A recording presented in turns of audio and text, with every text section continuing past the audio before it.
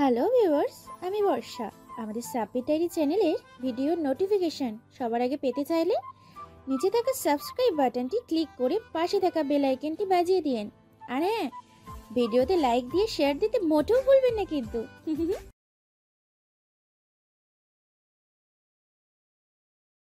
Best ফ্রেন্ডের হলুদে এসে যে এইভাবে হাসির পাত্রী হব কখনো ভাবিনি।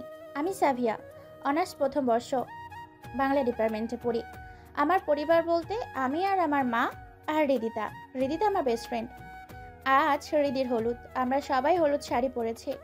আসলে সবাই জবরদস্তি করেই পরিয়েছে। আমি শাড়ি কখনো পরিনি, সামলাতে পারি না। রিদিতার কাজিনরা জোর করেই শাড়ি পরিয়েছে।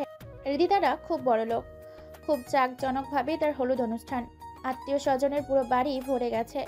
রিদিতার কাজিনগুলো খুব মিশুক। সবার সাজগোজ শেষে রিদিতাকে নিয়ে স্টেজে বসানো হলো। ওসব কাজিনরা সবাই অনেক নাচানাচি করলো। আমি তো শাড়ি পরে হাঁটতেই পারি না, আবার নাচ। রিদিতাকে মেহেন্দি পরানো হচ্ছে। তখন রিদিতা আমার হাত নিয়ে বলল, না আপু, সাবিয়াকে মেহেদি লাগিয়ে দাও। সবাই কত সুন্দর করে সাজগোজ করেছে, আর একে দেখো একটুও সাজেনি, শুধু শাড়িটাই পরেছে। আমি সাজতে পারি না। আমার সাজ বলতে শুধু চোখে একটু কাজল, হালকা লিপস্টিক। তাও তোকে খুব সুন্দর লাগছে, একদম স্নিগ্ধ।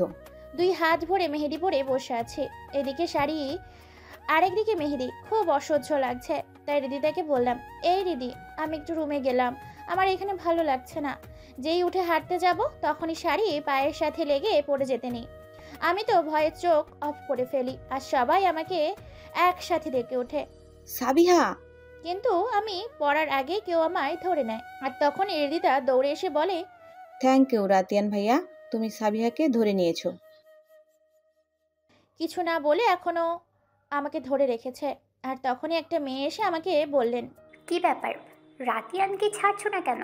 নাকি এভাবেই থাকবে আজকে? আর তখনই উনি আমায় ছেড়ে দেন, আর আমি নিচে পড়ে যাই। ডিসগাস্টিং! আই মেয়ে, তুমি রাতিয়ানের পাঞ্জাবি আর গালে মেহেদি লাগিয়ে দিয়েছো। আমি কিছু বলতে যাব, তার আগেই আঙ্কেল এসে পড়লেন। আরে রাতিয়ান, মুন, তোমরা মাত্র আসলা, যাও ফ্রেশ হয়ে আসো। রাতিয়ান কিছুক্ষণ তাকিয়ে থেকে উপরে চলে গেল। ওই মুনো! আমি সবার দিকে তাকিয়ে দেখি সবাই আমার দিকে তাকিয়ে হাসতেছে। রিদিতার কাজিনরা সবাই এসে রিদিকে বলল, রিদিতা সাবিয়া তো একদম রাতিয়ানের বুক জড়িয়েছিল রে। ইস, এইভাবে যদি আমি পারতাম। হেৎ, কেন যে ওকে শাড়ি পরিয়েছিলাম, গালে মেহেন্দিও লাগিয়ে দিল। তখনই সবাই একসাথে হেসে উঠল। আর আমি তখন মনে মনে ভাবছি, পাজি বেটা, ধরলি বা কেন, আবার ফেলে দিলি কেন? তোরে কি বলেছিলাম আমারে ধরতে, শয়তান বেটা? আর এই শয়তান বেটাটা রিদিতার কি হয় কখনো তো দেখি নাই। সবার কথায় লজ্জা পেয়ে আমি রুমে চলে গেলাম। মেহেদি আর শাড়ি চেঞ্জ করে নিলাম।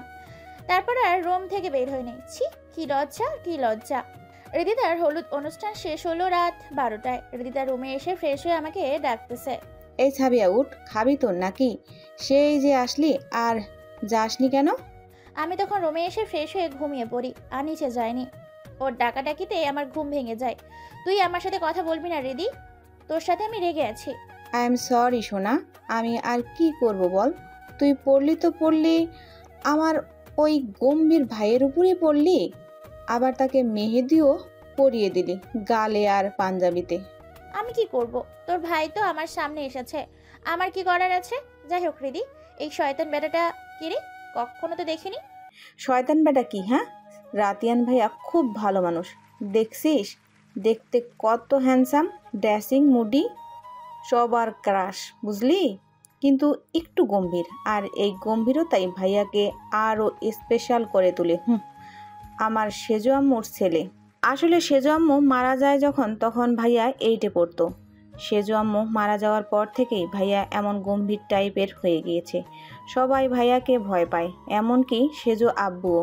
আচ্ছা শোন না, ভাইয়াকে তুই গালে মেহেদি লাগিয়ে দিয়েছিস, ভাইয়া আমার হলুদে আসতে পারলো না। আর সব থেকে বড় কথা, তখন ভাইয়া তোকে কিছু বলল না। আমি তো ভেবেছিলাম তুই আজকে শেষ। কিছু বলিনি, মানে আমাকে যে ফেলে দিল তোর খুব ভালো ভাই, শয়তান বেটা। আমি তো ভেবেছিলাম তোকে একটা থাপ্পড় লাগিয়ে দিবে। যাই হোক, তুই বেঁচে গেছিস। সাবিহা, তোর সিবিটা আমি দিয়ে দিয়েছি। সিরিয়াসলি জান, খুব ভালো। মা, আসলে আমার খুব খুব দরকার ছিল চাকরি। টিউশনের টাকায় সংসার, আমার বই, কলেজ খরচ তো আর চলবে না। তাই রিদিতা আমার চাকরির জন্য হেল্প করতেছে। আমি প্রথমে না বলেছিলাম। রিদিতার ইমোশনাল ব্ল্যাকমেলের কারণে ওকে আমার একটা সিভি দিয়ে রাখি। উম্মা, চল এখন খাবি। আমি এখন খাবো না সোনা, চল না দোস্ত, আমরা আজকে রাতটা গল্প করে কাটাই। আর কখনো তো তোকে এইভাবে পাবো না। আচ্ছা চল, আজকে নো ঘুম। চল ছাদে চলে যাই। খোলা আকাশের নিচে আমরা সারা রাত গল্প করব। বাকি সবাই তো ঘুমিয়ে গিয়েছে। চল চল। তারপর দুজন মিলে ছাদে চলে যায়। দুইজন দোলনায় বসে গল্প করতে থাকি। গল্পের মাঝে রিদিতার উঠবি হাসিব কল করে। সাবিয়া, হাসিব কল করেছে, তুই একটু বস, ওকে বলে আসি তুই আর আমি আজকে ব্যাচলার নাইট পালন করতেছি। আচ্ছা যা, তাড়াতাড়ি আসবে কিন্তু। আবার ভাইয়াকে পেয়ে আমার কথা ভুলে যায়েন না। আরে না জান, আচ্ছা তুই থাক, আমি ওইদিকে গিয়ে কথা বলে আসি। রিদিতা চলে যাবার পর আমি একা বসে আছি। আর তখনই ছাদে কেউ আসলো। অন্ধকারের জন্য শুধু ছায়া দেখা যাচ্ছে। আসলে আমি ভূতের ভয় পাই। আপনারা আবার কাউরে বললেন না জানো। ধীরে ধীরে সেই ছায়া মানবটা আমার এদিকেই আসছে। আমি তো ভয়ে ভয়ে শুধু বলছিলাম, আমার ঘাটটা মটকিও না ভূত। তারপর আমি জ্ঞান হারিয়ে ফেলি। রাত 1:56। তখন আমার জ্ঞান ফিরে। জ্ঞান ফেরার পর আমি দেখি আমি রিদিতার রুমে বিছানায় শুয়ে আছি। আর আমার পাশেই রিদিতা বসে আছে। আমি আস্তে আস্তে উঠে বসে পাশে তাকাতে দেখি বুকে হাত গুজে ভ্রু কুচকে আমার দিকে তাকিয়ে আছে সেই শয়তান বেড়া, মানে রাতিয়ান। আমি তার দিকে একটু তাকিয়ে রিদিতাকে আস্তে আস্তে বললাম, রিদিতা, তোর এই ভাই এখানে কেন? আর তুই এইভাবে বসে আছিস কেন? রিদিতা কিছু বলতে যাবে তার আগে গম্ভীর সুরে রাতিয়ান বলল, রিদিতা, ওনাকে কিছু খাবার খাওয়াও, তারপর ওষুধটা খাওয়াতে হবে। বলে চলে যেতে নাই। আর তখনই আমি বলি, কে ওষুধ খাবে? আমি আমি কোনো ওষুধ খাবো না। আসলে আমার ওষুধ খেতে ভালোই লাগে না। চুপচাপ খাবার খেয়ে ওষুধ খেয়ে নেবেন, কোনো কথা না। আমি আর রিদিতা দুইজনই ভয় পেয়ে যায়। তারপর রাতিয়ান আর কিছু বলবে তার আগে রিদিতা ভয়ে ভয়ে বলে, ভাইয়া ভাইয়া, আমি ওকে খাইয়ে দিব, তুমি যাও ঘুমিয়ে পড়ো, অনেক রাত হয়ে গিয়েছে। বলে চলে যান। আর যেতে যেতে রাতিয়ান বিড়বিড় করে বলল, ভিতর ডিম একটা। রাতিয়ান চলে যাবার পর রিদিতা আমাকে খাবার আর ওষুধ খাওয়াইয়ে তারপর শুয়ে পড়ে। আর শুয়ে রিদিতা জিজ্ঞেস করে, তোর যে জ্বর, আমায় বলিসনি কেন? জ্বরের কারণে ছাদে জ্ঞান হারিয়ে ফেলেছিস? আরে না, তুই তো জানিস আমি ভূতে ভয় পাই। তখন ছাদে মনে হয় ভূত আসছিল, একটা ছায়া আসছিল আমার দিকে। তারপর আমার কিছু মনে নেই। তোর এই ভূতের ভয় আর গেল না, তুই তো এখন বড় হয়েছিস নাকি? আমি কি করব, আমি যে ভয় পাই। আর তখন সত্যি ভূত ছিল। আরে ভূত না, ওইটা রাতিয়ান ভাইয়া ছিল। আসলে তখন রাতিয়ানের একটা ইম্পর্টেন্ট কল আসার কারণে সাদে চলে যায় কথা বলার জন্য। কথা বলতে বলতে সাদের দিকে যায়। আর তখনই সাবিহা রাতিয়ানকে ভূত ভেবে ভয় পায় আর জ্ঞান হারিয়ে ফেলে। সাবিহা যখন বলে আমার ঘাড় মটকিও না ভূত, রাতিয়ান সেইটা শুনতে পায়। সাবিহার দিকে তাকায়, কিছু বলবে তার আগেই জ্ঞান হারিয়ে ফেলে। তখন রাতিয়ান গিয়ে তাকে ধরে ফেলে, দোলনায় বসিয়ে ডাকতে থাকে, শুনছেন? হালকা করে গালে থাপড়িয়ে। আর তখনই রিদিতা চলে আসে। রিদিতা রাতিয়ানকে দেখে চমকে যায় আর বলে, ভাইয়া তুমি এখানে? আর সাবিহাকে দেখে বলে, কি হয়েছে সাবিহার? সাবিহা, এই সাবিহা, কি হয়েছে তোর জান? কথা বল। সাবিহার কাছে গিয়ে ওকে ডাকতে থাকে আর কেঁদে দেয়। জ্ঞান হারিয়ে ফেলেছে, হয়তো জ্বরের কারণে। ওর জ্বর, ও তো আমাকে কিছুই বলেনি। আমি এক্ষুনি আব্বু আম্মুকে ডেকে নিয়ে আসি। আঙ্কেল আন্টিকে ডাকার দরকার নেই, রুমে নিয়ে চোখে মুখে পানি দিতে হবে। আচ্ছা, আমি নিয়ে যাচ্ছি বলে সাবিহাকে নিয়ে যেতে চায়, কিন্তু ও পারে না। আর তখন রাতিয়ান ওকে কোলে তুলে নেয়, তারপর রুমে নিয়ে বিছানায় শোয়। চোখে মুখে পানির ছিটা দেওয়ার পর জ্ঞান ফিরে। আর তারপরের ঘটনা তো আপনারা জানেন। তোর জ্বর আর তুই আমায় কিছুই বলিসনি কেন? আর রাতে খাবারটাও খেলি না, জ্ঞান হারাবি না তো কি হবে? বলিনি, কারণ তুই আবার আমাকে নিয়ে ব্যস্ত হয়ে যাবি, আবার ওষুধ খেতে বলবি। জানিস তো আমার ভালো লাগে না ওষুধ। বাই দ্য ওয়ে, তুই জানিস তোকে রাতিয়ান ভাইয়া কোলে করে আমার রুমে এনেছে? সাবিহা অবাক হয়ে বলে, কি? মনে মনে বলি, ওই শয়তান বেটা আমাকে কোলে করে রুমে নিয়ে এসেছে। এত কিউট লাগছিল তোদের দুজনকে দেখতে, কি বলবো। ফালতু কথা রাখ আর ঘুমা। তোর কালকে বিয়ে, মনে আছে কি? ঘুমা, না হলে আবার তোর ডার্ক সার্কেল পড়ে যাবে। বউ সাজে একদম ভালো লাগবে না তোকে। তোর কারণে, শুধু তোর কারণে আমাকে বউ সাজলে ভালো লাগবে না। যা, তোর সাথে কথাই নাই। আমি এখন ঘুমাবো। Good night. গুড নাইট, আল্লাহ হাফিজ। তারপর দুইজন ঘুমিয়ে পড়ে। আর এদিকে রাতিয়ান রুমে এসে ল্যাপটপের সামনে বসে একটা ছবি দেখে দেখে সারা রাত কাটিয়ে দেয়। আজ হৃদিতার বিয়ে। পার্লারে আপুরা খুব সুন্দর করে সাজিয়েছে হৃদিতাকে। ভারী মেকআপ আর ক্রিম কালার লেহেঙ্গায় কনের সাজে খুব সুন্দর লাগছে। আর এদিকে হৃদিতার কাজিনরা তো একজন সাজতেছে ভূত হয়ে গেছে, আর আমাকে বলছে সাবিয়া আসো, সাজবে না? তুমি তো সাজলেই না। আরে ওকে বলিও না, তোমরা সাজো। ওর সাজ এই পর্যন্তই, শুধু চোখে হালকা কাজল আর হালকা লিপস্টিক, এই হলো ওর সাজ। ওর সাজতে কোনো প্রসাধনিক লাগে না, আর ওর এই হালকা সাজেও ওকে খুব সুন্দর লাগে, একদম স্নিগ্ধ। আমি সাজিনি, কে বলেছে? দেখ কি সুন্দর করে সাজিয়েছি। আসলে আজকে আমি মেরুন কালারের একটা গাউন পরেছি, হালকা কাজল, হালকা লিপস্টিক, এই আমার সাজ। আমি কখনো ভারী মেকআপ করিনি। সবাই বলে আমি নাকি দেখতে খুব স্নিগ্ধ, খুব সহজেই কেউ আমার মায়ায় পড়ে যায়। আমাদের কথার মাঝেই ওই ডঙ্গি মেয়ে, মানে ওই মন এসে বলে, হেই গার্ল, তোমার সাজ শেষ হয়নি এখনো? আমার তো শেষ। দেখো তো কেমন লাগছে আমাকে। আমরা সবাই অবাক হয়ে তাকিয়ে আছি। কি সাজে বাবা! একদম সিল্কি একটা শাড়ি, ভারী মেকআপ, পুরো মেকআপটাই মেবি লাগিয়েছে মুখে, আর শাড়িটা পরেছে অর্ধেক পেট বের করে। আমরা একে অন্যের মুখের দিকে তাকিয়ে আছি। তারপর সবাই একসাথে বলে ওঠে, ওয়াও, খুব সুন্দর লাগতেছে তোমায়। Oh really?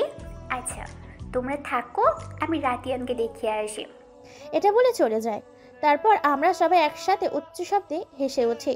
তারপর আন্টি রুমে এসে বলে আমায়, সাবিহা মা, একটু আমার রুম থেকে রিদিতার নেকলেসগুলো এনে দে না। আমার নিচে যেতে হবে, অনেক কাজ বাকি আছে। এই নে সাবি, লকার এই আছে। তো আমি চলে যাই নেকলেস আনতে। নেকলেস নিয়ে আসার সময় ঘটলো আর এক বিপত্তি।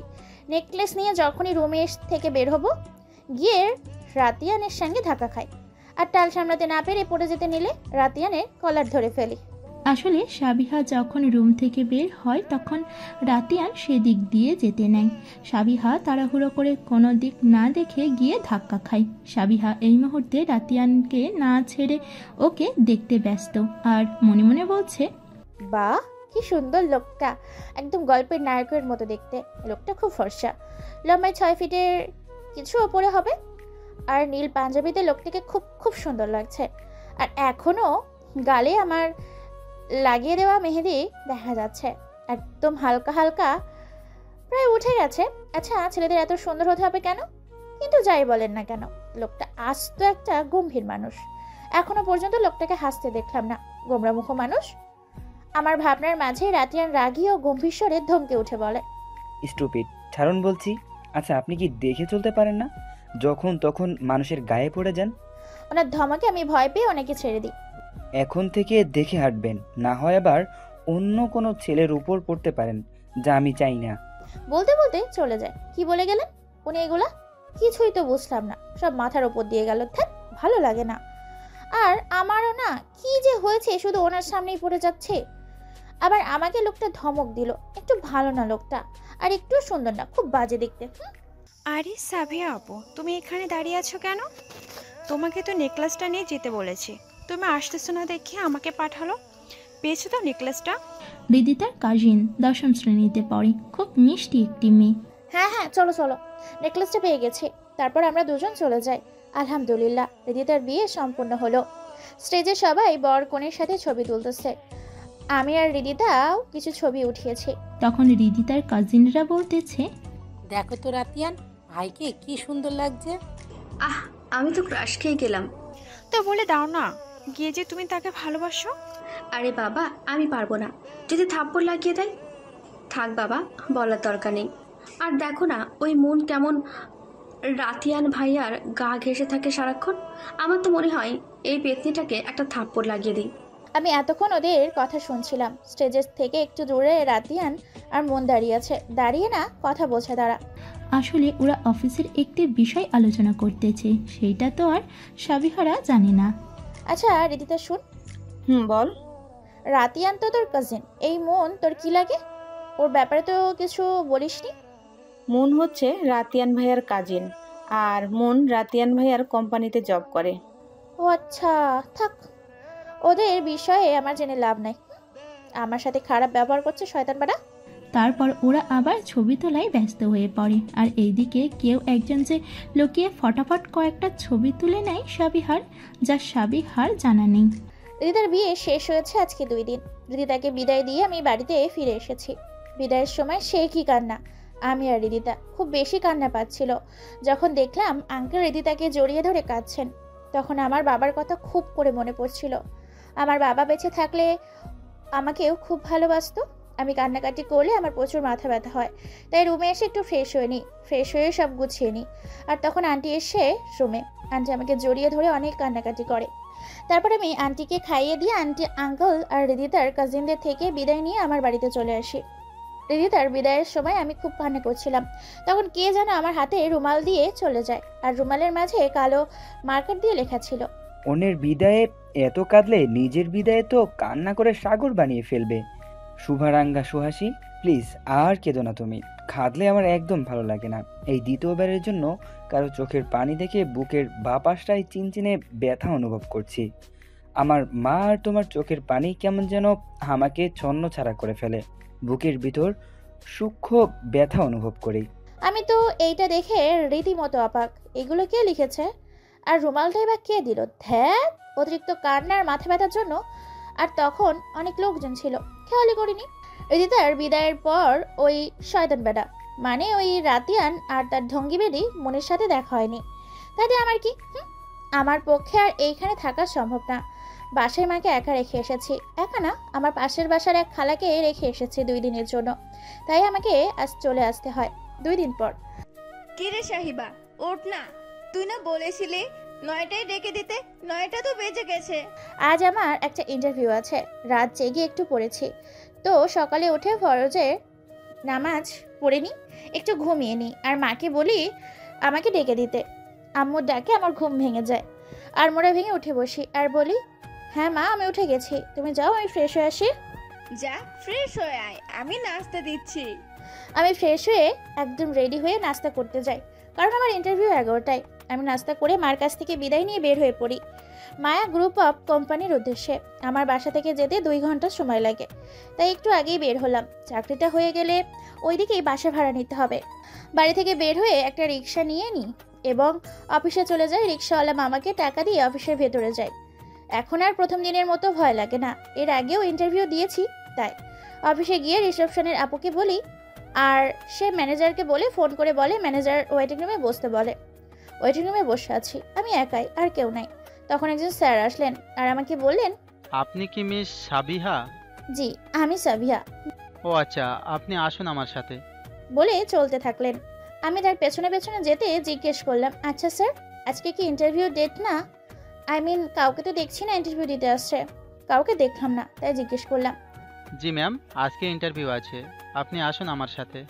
স্যারটা একটা কেবিনের সামনে গিয়ে বলল, may I come in sir? কেবিনের ভিতর থেকে অনুমতি আসলো। Yes, come in. তারপর আমরা দুজন কেবিনে প্রবেশ করলাম। কেবিনের লোকটা মাথা নিচু করে ল্যাপটপে কাজ করছিল, আর সেদিকেই নজর রেখে বলেন, হ্যাঁ শফিক সাহেব, বলেন কি দরকার? স্যার, মিস সাবিহা এসেছেন। জি, বসেন আপনারা, এই তো আমার কাজ শেষ। বলে সাবিহাদের দিকে তাকাই। লোকটাকে দেখা মাত্রই সাবিহা হালকা চিল্লিয়ে বলে ওঠে, আরে আপনি, আপনি এখানে? আরে সাহিবা, আপনি এখানে? What a surprise! কেমন আছেন আপনি? অনেক দিন পরে দেখা হলো, তবে এইভাবে হবে ভাবিনি। আমিও ভাবিনি।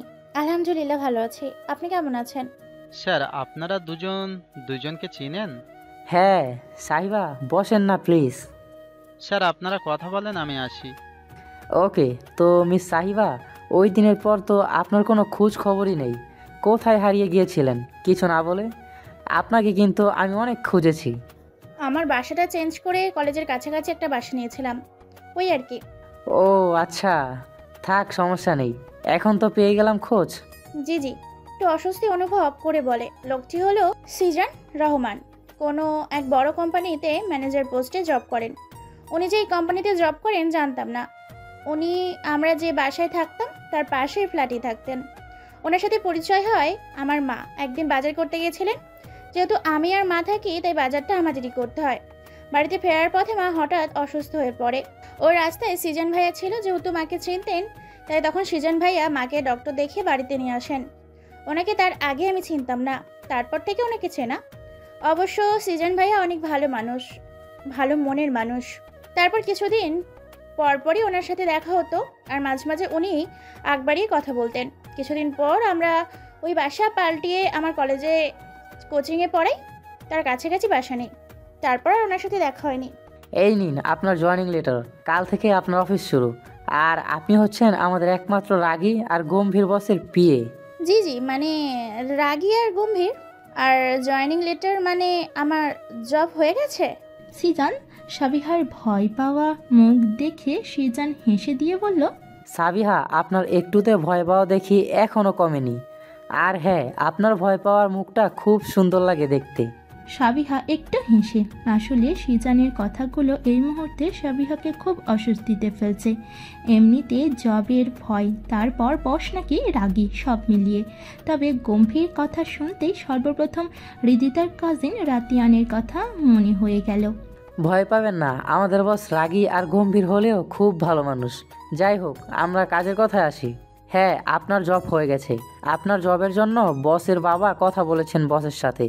যেহেতু আমাদের এখানে আপাতত কোনো পোস্ট লোক লাগবে না, খালি নেই, তাই আপনাকে বসের পিএ হিসেবে চাকরিটা দেওয়া হয়েছে।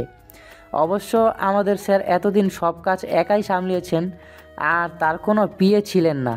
নিজের কাজ নিজে করতেই ভালোবাসেন, আর বরাবরই তিনি খুব গোছানো মানুষ। আপনাকেও ঠিক স্যারের মতো হতে হবে। সাবিহা মনে মনে ভাবছে, আলো, এ তো একদম গম্ভীর সিও। আর আমার জন্য বসের বাবা সুপারিশ করেছে, আমার জন্য তিনি আবার কে? কি ভাবছেন সাবিহা? এখন আমার সাথে আসেন, স্যারের সাথে পরিচয় করিয়ে দিই। জি হ্যাঁ হ্যাঁ, মানে আসেন। তারপর আমরা একটি কেবিনের সামনে এসে দাঁড়ালাম। কেবিনের দরজায় লেখা ছিল রাতিয়ান চৌধুরী। নামটা দেখে আমি ভয় পেয়ে যাই। আর ভিতরে গিয়ে যা দেখলাম তাতে তো আমি অবাক হয়ে তাকিয়ে থাকি তার দিকে, আর ভাবতে থাকি উনিই তাহলে সেই গম্ভীর বস। হ্যাঁ, এই রাতিয়ান, হৃদিতার কাজিন রাতিয়ান। আমার ভাবনা কেটে যায়। তখন রাতিয়ান বলে, এভাবে তাকিয়ে না থেকে কিছু বলার থাকলে বলেন। এভাবে আমার সময় নষ্ট করার মানেই হয় না। আমিও তাকিয়েছিলাম, আমার সাথে সাথে সিজন ভাইয়াও তাকিয়েছিল। এটা বলেই রাতিয়ান ল্যাপটপে কাজ করছিলেন, তাতে মন দিলেন। তখন সিজন ভাইয়া বলতে শুরু করলেন, স্যার, উনি মিস সাবিহা, আপনার পিএ হিসেবে কালকে জয়েন করবেন। আর তখনই মন আসে আর সাবিহাকে দেখে বলে, আরে সাবিহা, তুমি এখানে? উনি রাতিয়ান স্যারের পিএ। কি?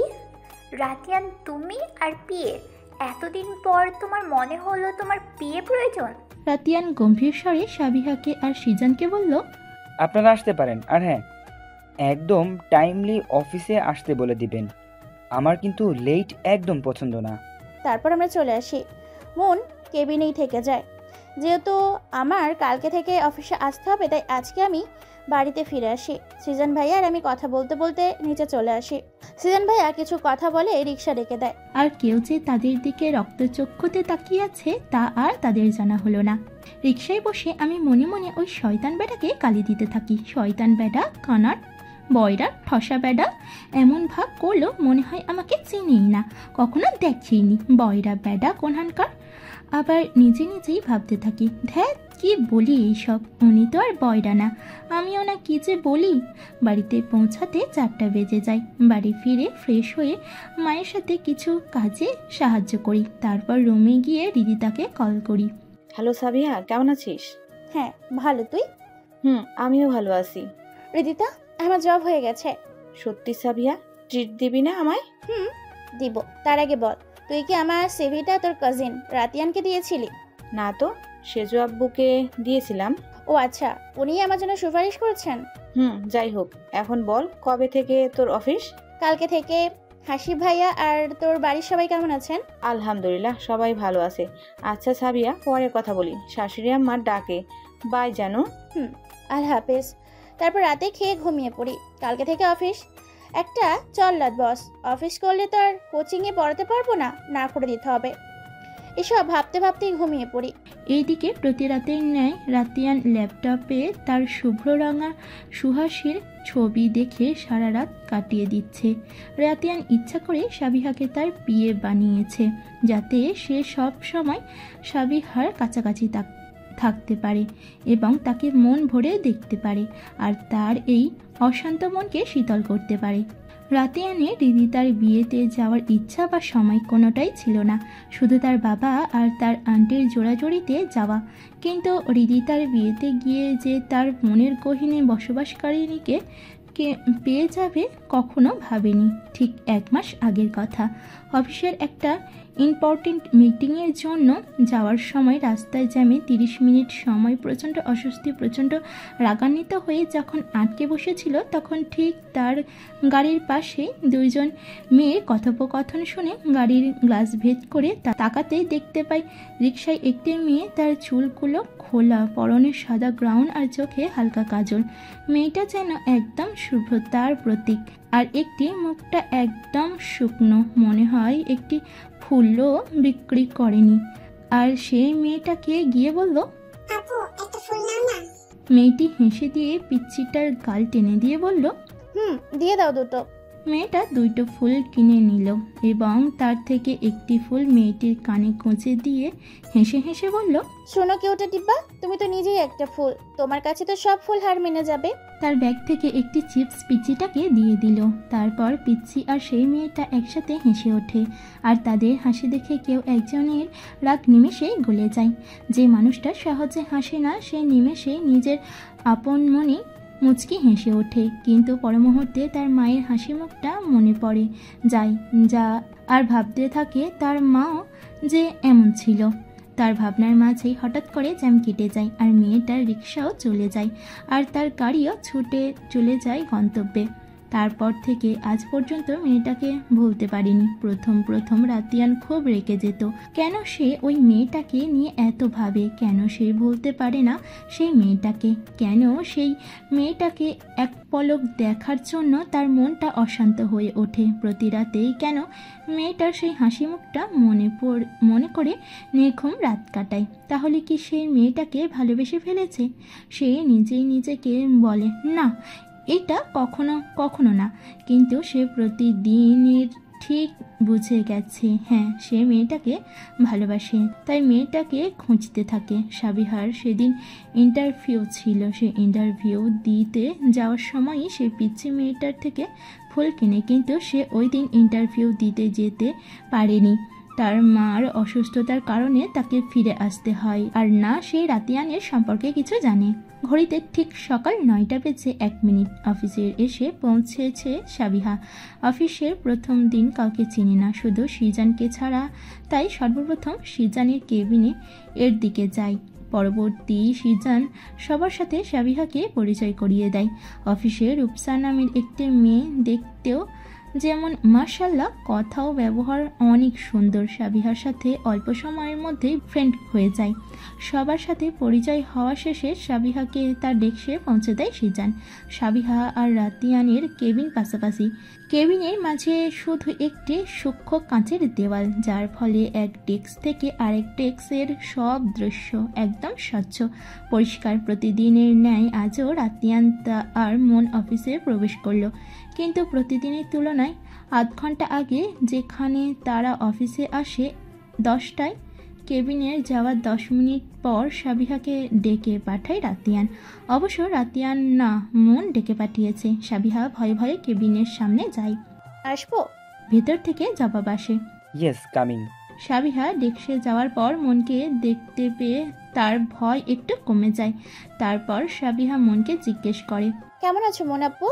মন ভ্রুকুঁচকে বলে ওঠে, ভালো।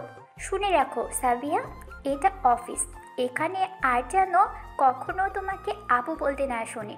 আর হ্যাঁ, অবশ্যই ম্যাম বলবা। আর যেহেতু তুমি এই অফিসে কর্মরত, সব কাজ খুব ভালোভাবেই করবা, কখনো কাজে ফাঁকিবাজি করবা না। মনে রাখবা, আঙ্কেলের কথায় তুমি জবটা পেয়েছো। আর এদিকে রাতিয়ান তো শুধু তার সুহাসীর ওই মায়াবী চোখের দিকে তাকিয়ে আছে। জি হ্যাঁ ম্যাম, মনে থাকবে। আর চোখে একবার রাতিয়ানের দিকে তাকিয়ে ছলছল চোখে একটু হাসার চেষ্টা করে বলছে, ঠিক এই কারণে সাবিহা চায়নি রাতিয়ান কেন কারো হেল্প নিতে, লোকের কাছে শুনতে হবে মানুষের দয়ায় চাকরিটা পেয়েছে। গুড। এখন অফিস ক্যান্টিন থেকে 2টা কফি নিয়ে আসো যাও। মন ইচ্ছে করে সাবিহা বলছে, কেননা কফি আনার জন্য তো কদম রয়েছেই। জি ম্যাম, যাচ্ছে। হঠাৎ করে মায়াবী ওই দুই চোখে জল ছলছল করতে দেখেই রাতিয়ানের সম্মিত ফিরে আসে। তারপর গম্ভীর স্বরে মনের উদ্দেশ্যে বলে ওঠে, লিসেন মন, প্রথমত সাবিহা হচ্ছে আমার পার্সোনাল অ্যাসিস্ট্যান্ট, তোমার না। আর চা কফির জন্য কদম রয়েছে, সাবিহাকে রাখা হয়নি তার জন্য। রাতিয়ান, আমি তো জাস্ট দেখছিলাম সাবিহা কতটা কাজ করতে পারে বা পারবে। উনি কতটা কাজ করতে পারবে না পারবে সেটা তোমাকে দেখতে হবে না, সেটা আমি দেখে নিব। আর একটা কথা মাথায় রেখে দিও, তুমিও কিন্তু বাবার কথাতেই জবটা পেয়েছো। রাতিয়ানের এমন কথাই মনে রেখে যায়। রাগান্বিত হয়ে বলে ওঠে, তুমি বাইরের এই মেয়েটার জন্য বাইরের মেয়েটার সামনে আমাকে অপমান করছো রাতিয়ান। রাতিয়ান একদম স্বাভাবিকভাবেই কাজ করতে বলল। অপমান নয়, শুধু তোমাকে মনে করিয়ে দিলাম। মন একা কান্না করে কেবিন থেকে বের হয়ে গেল। আর সাবিহা এতক্ষণ নীরব দর্শকের মতো ফ্যালফ্যাল করে তাকিয়ে সব দেখছিল আর ভাবছিল, স্যার কেন এমন কথা বলছে মোনাপুর সাথে, তাও আমার জন্য। আর তখন রাতিয়ান একটি ফাইল দিয়ে বরাবরের মতো গম্ভীর স্বরে বলে ওঠে, আপনার ভাবাভাবি শেষ হলে এখন এই ফাইলটা নিন আর ফাইলটা ভালোভাবে বুঝে নেবেন। আগামীকাল আমাদের একটি ইম্পর্টেন্ট মিটিং রয়েছে। জি স্যার। ফাইলটা নিয়ে চলে যায় নিজের ডেস্কে। সাবিহা যখন কাজে ব্যস্ত আর কেউ একজন তাকে 2 চোখ ভরে দেখায় ব্যস্ত। দুপুর 2টা সিজন আসে সাবিহা ডেস্কে। এখনো কাজ করো নাকি? তুমি তো অনেক কাজের সাবিহা। সাবিহা হেসে দেয়, এখন তো লাঞ্চ আওয়ার, লাঞ্চ করবা না? চলো ক্যান্টিনে যাই আমরা। আপনি যান ভাইয়া, আমি এখন যেতে পারবো না, প্রথম দিন তো, তাই সব বুঝে ওঠার জন্য একটু সময় লাগবে আমার ভাইয়া। কোনো কথা না, এখন লাঞ্চ আওয়ার, তুমি এখন আমার সাথে যাবে, অন্তত একটা কফি খাবে। সিজানের জোড়াজড়িতে অবশেষে সাবিহাকে যেতেই হয়। আর এদিকে রাতিয়ান তো তার নিয়ন্ত্রণ হারিয়ে ফেলেছে। সাবিহাকে সিজানের সাথে হেসে হেসে কথা বলতে দেখে সাবিহা সিজান ক্যান্টিনে একটি টেবিলে বসে কফি খাচ্ছে। সিজান কফি রেখে সাবিহাকে জিজ্ঞেস করলো, সাবিহা, তোমাকে একটি কথা বলার ছিল। বলেন। না মানে কিছু মনে করবে না তো? এইবার সাবিহা সিজানের দিকে তাকায়। সিজানের সিরিয়াস হওয়া মুখের দিকে তাকিয়ে বলে, কি বলবেন বলেন না, এত সংকোচ বোধ করার কি আছে? আসলে কিভাবে যে বলি, আমি না তোমার। পুরো কথা শেষ হওয়ার আগেই সেখানে রূপসা চলে আসে। আরে সাবিহা, সিজান ভাইয়া, আমি বসি আপনাদের সাথে। সিজান হেসে দিয়ে বলে ওঠে, হ্যাঁ হ্যাঁ বসো না। রূপসা সেই হাসিটার দিকে তাকিয়ে থাকে। তার এই হাসিটার জন্যই তো সে তার মায়ায় পড়ে গেছে। 1 বছর যাবৎ রূপসা সিজানের প্রেমে হাবুডুবু খাইতেছে, কিন্তু বলার সাহস হয়নি কখনো। হ্যাঁ ভাইয়া, কি যেন বলতে চাইলেন, বললেন না তো? না থাক, অন্য একদিন বলবো। আচ্ছা তোমরা কথা বলো, আমি একটু আসছি। সিজান চলে যায়। সাবিহা, তোমরা কিভাবে একে অপরকে চেনো, মানে তোমাদের পরিচয় কিভাবে হয়েছে? আমরা পাশাপাশি বাসায় থাকতাম। ও তাই নাকি? তাহলে তুমি ওনার সম্পর্কে অনেক কিছুই জানো, তাই না? আচ্ছা, উনি কি রিলেশনে আছে বা কাউকে লাইক করে? আমি জানি না তো এসব বিষয়ে কিছু, কেন বলো তো? না তেমন কিছু না, এমনি জিজ্ঞেস করলাম। চলো যাই। বর্তমানে রাতিয়ান স্যারের সামনে দাঁড়িয়ে আছি আর টেবিলে 10 থেকে 15টা ফাইল রাখা। আর রাতিয়ান স্যার সে তো তার কাজ নিয়ে বিজি, কাজ করতে করতেই বললেন, কি হলো, ফাইলগুলো নিন আর সব ফাইলগুলো ভালোভাবে বুঝে নেবেন। জি স্যার। ফাইলগুলো হাতে নিয়ে আসার সময় মনে মনে বলে, শয়তান বেটা, প্রথম দিনে এতগুলো ফাইল দিয়ে দিল, হাই আল্লাহ আমাকে বাঁচাও, এখন আমার কি হবে গো? একটা ফাইল, এই জীবন যায়, আল্লাহ এতগুলো কেমনে কি করবো আল্লাহ। আর হ্যাঁ মিস সাবিহা, অফিস কিন্তু কাজের জায়গা, কোনো রেস্টুরেন্ট না, কথাটা মাথায় রাখবেন। সাবিহা কিছু না বুঝে রাতিয়ানের মুখের দিকে ফ্যাল করে তাকিয়ে আছে। আমার মুখের দিকে না তাকিয়ে থেকে যান, কাজ করুন। কেটে গেছে 1 সপ্তাহ, অফিস চলছে ঠিকঠাক, কিন্তু ওই গোমরা মুখটাও সেই একরকমই রয়ে গেল। যাই হোক না কেন, মানুষটা অনেক ভালো। আর স্যারের বাবা সে তো খুব ভালো মানুষ, আমাকে একদম মেয়ের মতো ভালোবাসেন। ওনার কাছে যখনই থাকি মনে হয় আমার বাবার কাছেই রয়েছে। প্রায়শই সে অফিসে আসেন আমার সাথে দেখা করতে আবার বাসায়ও যান। ঘড়িতে রাত 8টা বেজে গেছে। অফিস শেষ করে আমি, রূপসা, সিজান ভাইয়া, আমাদের মাঝে খুব ভালো একটা ফ্রেন্ডশিপ হয়ে গেছে। একসাথে বের হতে যাব, তখনই কদম এসে বলছে, সাবিয়া ম্যাম, স্যার আপনাকে তার কেবিনে ডেকেছে। কদম আঙ্কেল, আপনাকে আর কতবার বলবো আমাকে ম্যাম বলবেন না? আর স্যার কেন এখন ডাকছে? রূপসা, সিজান ভাইয়া, তোমরা নিচে যাও, আমি আসছি। সিজান ভাইয়া বের হয়ে যায়। আমি স্যারের কেবিনে চলে যাই। সেখানে আগে থেকেই মন উপস্থিত ছিল। আরে সাবিহা, আসো আসো। ম্যাম। সাবিহা, তোমাকে আর কতবার বলবো ম্যাম ডাকবা, আপু ডাকবা না? তুমি আমার কথা শুনোই না। আচ্ছা, অফিস যাওয়ার শেষ, আমি আসি, বাই। সেই দিনের ওই ঘটনার পর মুন আপু আমাকে দেখলেই কেমন রাগি চোখে তাকাতো, কথা বলতো না। হঠাৎ করে 2 দিন আগে থেকে তার এমন ব্যবহার, আমি তো অবাক। স্যার, আপনি আমাকে ডেকেছেন? দেখে মনে হচ্ছে রেগে আছে। কোনো কাজ কি ভুল করলাম নাকি? করতেও তো পারি, আমি যে পরিমাণ অগুছালো মানুষ, কিন্তু আজকে তো সব গুছিয়ে রেখেছি। আপনার কাজ কি শেষ? ফাইলগুলো গোছাতে গোছাতে রাগী স্বরে বলল, বুঝতে আর বাকি রইল না, ফাইলগুলো গোছানো আমার কাজ ছিল। সরি স্যার, একদম মনে ছিল না। আপনি রাখেন, আমি করছি বলেই হাত থেকে ফাইলগুলো নিতে গেলেই রাতিয়ানের হাত ধরে নিয়ে এক ঝটকায় নিজের সামনে দাঁড় করিয়ে রাগী স্বরে বলে ওঠে, আপনি তো সব কিছুই ভুলে যান মিস সাবিহা। আপনাকে বলা হয়েছে যাওয়ার আগে প্রতিদিন আমার ডেস্কে সব ঠিক আছে কিনা দেখে যাওয়া। আপনার কি সেটা মনে আছে? মনে নেই, তাই তো? এমন ভুল যদি আর কখনো হয় তাহলে ইউ আর ফায়ার্ড। সিজানের সাথে এমন মেলামেশার জন্য রাতিয়ান রেগে আছে, যদিও রাতিয়ান জানে সিজান আর রূপসার ব্যাপারে। জি স্যার, মনে থাকবে, আর কখনো এমন হবে না। রাতিয়ানের এমন আচরণ দেখে সাবিহা ভয় পেয়ে যায়। যেতে পারেন এখন। তারপর রাতিয়ান আর সাবিহা একসাথে নিচে নেমে আসে। সিজান, রূপসা নিচে দাঁড়িয়ে আছে। ওদের দাঁড়িয়ে থাকা দেখে রাতিয়ান রেগে যায়। সে ভেবেছিল সাবিহাকে তার বাসায় ড্রপ করে দিবে, কিন্তু না, তাদের জন্য আর হলো না। কিন্তু সিজান দাঁড়িয়ে আছে কেন? ওর তো চলে যাওয়ার কথা। না জানি এই মেয়েটা আমাকে আর কত জ্বালাবে। বলতে বলতে গাড়িতে গিয়ে বসে। তারপর রাতিয়ান চলে যায়। যেহেতু রূপসা আর সাবিহার বাসা কাছাকাছি, তাই তারা একসাথে আসা যাওয়া করে। সাবিহার বাসাটা মূলত রূপসাই ম্যানেজ করে দিয়েছে। বাসার ভাড়া 7,000 টাকা, একটু বেশি, কিন্তু সংসার আর ওর লেখাপড়ার খরচ চলে যাবে, সমস্যা হবে না কোনো। যেহেতু সাবিহার স্যালারি 20,000 টাকা। যেহেতু রূপসা আজকে সিজানের বাইকে যাবে, তো সাবিহা বলে রূপসাকে চলে যেতে। তোমরা তাহলে যাও, আমি রিক্সা নিয়ে চলে যাব। রূপসা, চলো না, আমরা একসাথে যাই। সাবিহা, তোমাকে রেখে যাব না। রূপসা সাবিহাকে রেখে যাবে না। অগত্যা সিজানের বাইকে করেই 3 জন চলে বাড়ির উদ্দেশ্যে। কে জানে কার কপালে আল্লাহ তাআলা কি লিখে রেখেছে, কাকে আল্লাহ তাআলা সব থেকে মূল্যবান জিনিস দিয়ে খুশি করবে, আর কার কাছ থেকে তার একমাত্র বেঁচে থাকার সম্বলটাই কেড়ে নেবেন। অফিসে প্রথম দিন অফিসের সব কাজ শেষ করতে অনেক রাত হয়ে যায়। যেহেতু অফিস থেকে সাবিহার বাসা অনেকটাই দূরে, আর সেদিন কোনো রিক্সাও পায়নি। সাবিহা কিছুক্ষণ দাঁড়িয়ে থাকার পরেও যখন রিক্সা পায়নি, তখন হাঁটতে শুরু করে। হঠাৎ করে সাবিহার পাশে একটি গাড়ি এসে দাঁড়ায়। পাশে তাকাতেই দেখি রাতিয়ান স্যার রাগি চোখে তাকিয়ে আছে। বুঝলাম না, এই লোকটা সবসময় এমন রাগি রাগি গম্ভীর থাকে, অদ্ভুত। মনে মনে কথাগুলো বলে জিজ্ঞেস করে, স্যার আপনি এখানে? এত রাতে আপনি হেঁটে হেঁটে কোথায় যাচ্ছেন স্টুপিড? আর আপনি চাইছেনটা কি? আমার ক্ষতি করতে নাকি? আমি আপনার ক্ষতি করতে চাই মানে? আমি কিভাবে আপনার ক্ষতি করব? অবাক হয়ে জিজ্ঞেস করলাম। আমি বাসায় যাচ্ছি স্যার, রাত হয়ে গেছে, কোনো রিক্সা পাচ্ছি না, তাই হেঁটে যাচ্ছি। আপনি আমার অফিসে জয়েন করেছেন, এখন যদি আপনার কিছু হয়ে যায় এর দায় তো আমার উপরই এসে পড়বে, তাই না? উঠুন, আমি পৌঁছে দিচ্ছি। স্যার আমি পারবো, আমাকে পৌঁছে দিতে হবে না। ওনাকে আমি যতই বকা দিই না কেন, আসলে তো আমি ওনাকে ভয়ই পাই। আর এত রাতে আমি কিভাবে বাসায় যাব? এইভাবে হেঁটে তো আর যাওয়া যাবে না।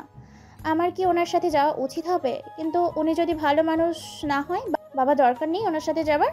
সাবিহাকে দাঁড়িয়ে থাকতে দেখে রাতিয়ানের রাগ তরতর করে বেড়ে যায়। রেগে গিয়ে বলে, এখনো দাঁড়িয়ে আছেন? উঠুন বলছি। সাবিহা কিছু বলতে যাবে, তখনই রাতিয়ান বলে, আর একটা কথা বলবেন তো আপনার কি হাল করব আপনি কল্পনাই করতে পারবেন না।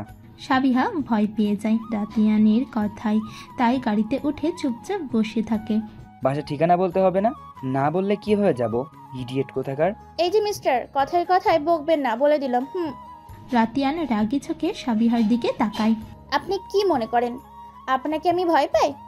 আপনাকে ভয় পাওয়া পাই না আমি, বুঝছেন? আপনি মনে মনে বলে কথায় কথায় রাগ দেখানো শুধু কানা বেড়া, শয়তান বেড়া, মনে হয় মানুষ ভয় পায় না। জাস্ট শাট আপ, আর একটা কথা না, চুপচাপ বাসার ঠিকানা বলেন। সাবিহা বাসার ঠিকানাটা বলে, মনে মনে হাজারটা গালি দিতে শুরু করে। খচ্চর, ইবলিশ, কানা বয়ডা, কচ্চর বেড়া, দেখিস তুই জীবনেও বিয়ে করতে পারবি না। আর যদি কখনো বিয়ে করতে পারিস তাহলে তোর বউ কানা খুঁড়া প্রতিবন্ধী থাকবো, দেখিস। সেদিন রাতিয়ান সাবিহার বাসায় পৌঁছে দেয়। তারপরে সাবিহা অফিসের কাছাকাছি একটি বাসা ভাড়া নিয়ে নেয়। বাসা ভাড়া নিয়ে রূপসা হেল্প করে। রূপসার বাসার মালিকের সাথে পরিচয় ছিল আর বাসাটাও খালি ছিল। যেহেতু আজ বৃহস্পতিবার তাই সন্ধ্যায় ছুটি হয়ে যায় আর শুক্রবারে তারা নতুন বাসায় উঠে যায়। তো তোমরাও চলো না, বাসায় এক কাপ চা তো খাওয়াই যায়, তাই না? সাবিহাকে বাসার সামনে নামিয়ে রূপসা আর সিজান চলে আসে। এমন সময় বলে ওঠে সাবিহা, আমিও তো যেতে পারবো, আর যাওয়ার ইচ্ছেও আছে। আন্টির সাথে দেখা করে আসতে পারবো। চলো না সিজান, যাই। এক কাপ চাই তো, বেশি সময় লাগবে না, আর আন্টির সাথেও কথা হবে। আর এমনিতেও আন্টি একটু অসুস্থ। ওকে, তাহলে চলো। কলিং বেল দেওয়ার পরেও দরজা খুলছে না সাবিহার মা। মা দরজা কেন খুলছে না বলে কলিং বেল রেখে দরজার কড়াঘাত করে। আরে এত ব্যস্ত হচ্ছ কেন? কাজ করছে হয়তো বা। আরে দেখ, আমার কাছে তো চাবি আছে। আমিও না, আমার কিচ্ছু মনে থাকে না। দাঁড়াও, আমি খুলছি দরজা। দেখছি মা এমন কি কাজ করে। তারপর সাবিহা রুমে প্রবেশ করে। মা কই তুমি? দেখো সিজান ভাই আর রূপসা এসেছে। রুমে কোনো সারা শব্দ নেই। আন্টি কই তুমি? বরাবরই রূপসা বাসায় আসলে এমন করে। মা আর রূপসার খুব ভাব হয়ে গেছে এই এক সপ্তাহে। আন্টি কি কোথায় গেছে? বাসায় নেই মনে হয়। কি যে বলেন না সিজান ভাই, রাতে মা কোথায় যাবে? মনে হয় রুমে আছে। আপনারা বসেন, আমি আসছি। বলেই রুমে চলে যায় সাবিহা। প্রায় 5 মিনিট পর আমি সিজান ভাই কথা বলছি বসে বসে, তখনই রুম থেকে সাবিহা চিৎকার। দৌড়ে আমি এসে সিজান রুমে চলে যাই। গিয়ে দেখি সাবিহা কেঁদে কেঁদে আন্টিকে ডাকছে আর উঠতে বলতেছে। কি হয়েছে সাবিহা? কাঁদছো কেন? আর আন্টির কি হয়েছে? সাবিহার তো হাত পা কাঁপাকাঁপি শুরু হয়ে গিয়েছে। ও কথাটি বলতে পারতেছে না। তখন রুমে এসে দেখে মা শুয়ে আছে। সাবিহা ভেবেছিল ঘুমিয়ে গেছে, তাই ডাকতে যায়। 5 মিনিট ডাকার পরেও যখন মা উঠল না, তখন কাছে এগিয়ে গিয়ে হালকা করে একটু ঝাঁকিয়ে দিয়ে ডাকে। এত ডাকাডাকের পরেও যখন উঠছে না, তখন সাবিহা মনে অজানা একটা ভয় জেগে ওঠে আর কেঁদে দিয়ে চিৎকার করে ওঠে। সাবিহা এতটা ভয় পেয়ে গেছে, ওর কোনো কিছুর প্রতি হুঁশ নেই।